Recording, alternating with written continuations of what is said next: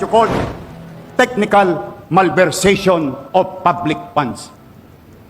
Kala ko ba tagagawa kayo ng batas? Kanyang ibinuking na umabot na sa lampas 10 billion pesos ang utang ng lungsod, kabilang ang utang sa basura, gamot, office supplies at iba pang essentials. Matindi ang banat ni Dumagoso sa kanyang dating governance partner na si former Mayor Hani Lacuna dahil umano fiscal recklessness ng kanyang administrasyon. Binuking din ni Dumagoso ang tatlong dating opisyal at dati rin niyang appointee na di umano'y nagpulsa ng bilyong-bilyong pera tulad ni na dating Special Projects Head Joy Dawis Asuncion, dating Public Employment Service Office Head Fernan Bermejo at ni dating Secretary to the Mayor Marlon Lacson. Sinabi din ni Dumagoso na pansamantala munang ibababa ang allowances ng senior citizens na dinoble ng nakaraang administrasyon. Iusap ko sa DPW, huwag po ninyo kayong magtatayo.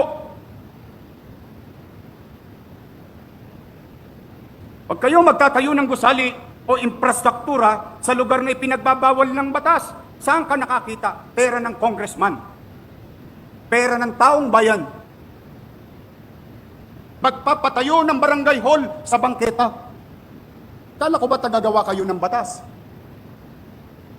Bakit kayo nagtatayo ng barangay hall at building sa tapat ng eskwelahan? Nasakripisyo ang teacher, estudyante, para lang ma-display nyo mga pangalan ninyo sa mata ng publiko na kayo'y may ginawa. Pero ikinarga ninyo sa bangketa, where you know very well, roads, alleys, and boulevards, and avenues are beyond the commerce of men. Naglilinis kami dahil kayo'y congressman, kayo'y siga, ni walang permit, ni walang construction permit, ni walang building permit. Subukan niyong gawin yan sa harapan ko ngayon. Iohoyo ko kayong lahat. Kano ba ang bayarin na iniwan ng nakaraang administrasyon?